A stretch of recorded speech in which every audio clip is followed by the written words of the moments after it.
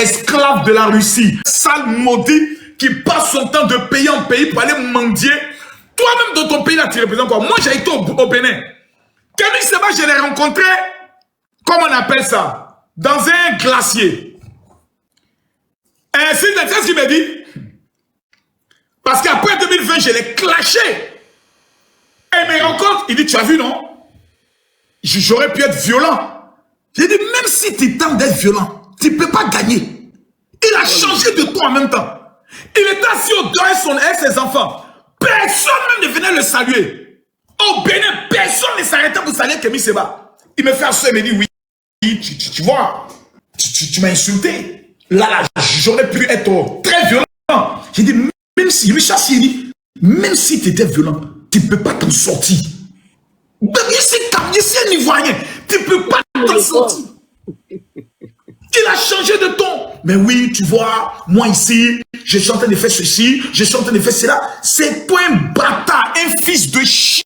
Et il va avoir un basculement dans les rues dans pas longtemps. Babo dit, préparez-vous pour la bagarre. Le PDC, ils vont nous avoir face à nous pour la bagarre.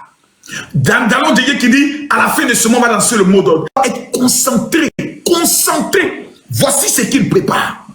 Et ça commence à partir du début octobre.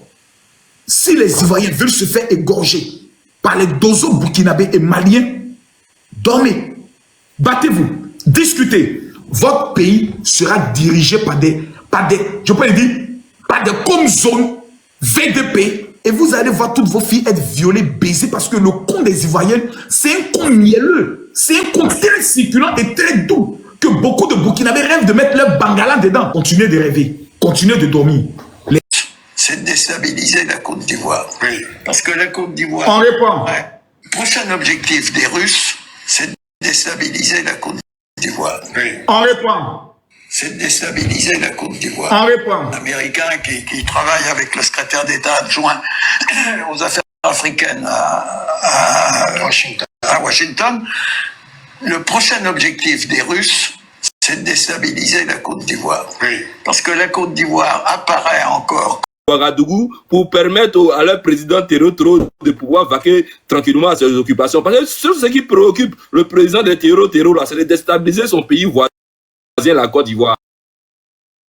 Celui-là même qui a sur son territoire plus de 6 millions, voire 5 millions de Burkinabés. Mais non, ça ne l'intéresse pas. Il veut voir ce pays-là déstabilisé parce que tout ce qui l'intéresse, c'est de plaire à l'AES et de plaire aussi aux ennemis de la Côte d'Ivoire. Bon, nous, heureusement pour nous, on a notre Messie qui est Papa Ado. Bon, quand on a fini de dire ça, on va revenir dans le sujet, grand frère Makoso. On va écouter, comme tu sais, j'aime bien ça, et on va écouter Sidiki Diabaté après le sac des éléphants. Là. Ben, ceux qui cherchent à justifier tout là. On va écouter Sidiki. Et moi, je suis étonné même quand j'ai vu des frères ici monter. Mais Sidiki là, c'est pas aujourd'hui qu'il a eu un concert après ses querelles vis-à-vis des Ivoiriens et de la Côte d'Ivoire. Sidiki a fait un concert ici, les gens ont appelé à boycotter. C'est pas pour autant qu'il avait dit que non, il avait annoncé que non, c'était un concert en hommage au président Alassane Ouattara. Aujourd'hui, ce qui fait polémique là, c'est parce que Sidiki dit et il annonce qu'il va organiser un concert pour rendre hommage au président Alassane Ouattara et dans un stade.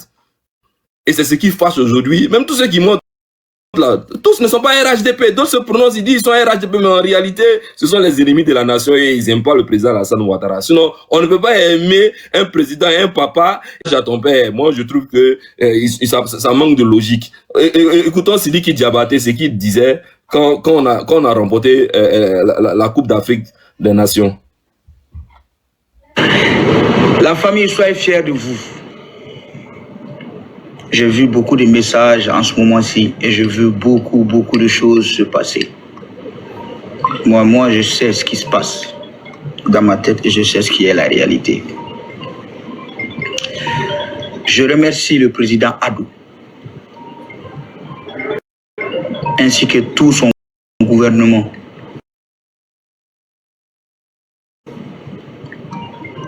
Franchement, papa, vous êtes à saluer. Cette CAN a été une réussite totale. Et Il n'y a rien à dire. Maman Dominique, tout le gouvernement, tous les membres du gouvernement, les supporters, tout. Chapeau, je tire mon chapeau. Toute la nation vous tire le chapeau, toute l'Afrique vous tire le chapeau. Félicitations aux éléphants. C'est très important, ils ont mouillé le maillot. Comme vous le dit. C'est quoi la chanson même? Du matin. Non, c'est pas la chanson là. C'est. Ils disent quoi même? On vaut rien. On est qualifié. Non, mais là, ça change. On dit on vaut rien. On a pris la coupe. Merci. Exactement. Non seulement, il félicite le président Alassane Ouattara. Là où les opposants, là, jusqu'à demain, leur mentor là n'a jamais félicité le président. Il y a beaucoup qui montent ici. Non, la Côte d'Ivoire, ça va nous diviser. Ça va nous... Quand les Ivoiriens étaient en train de célébrer les sacs, quand tout était reconnaissant, parce que là où tout le monde doutait, là, le président Alassane Ouattara, il était meurtri. Mais il a organisé la meilleure des cannes.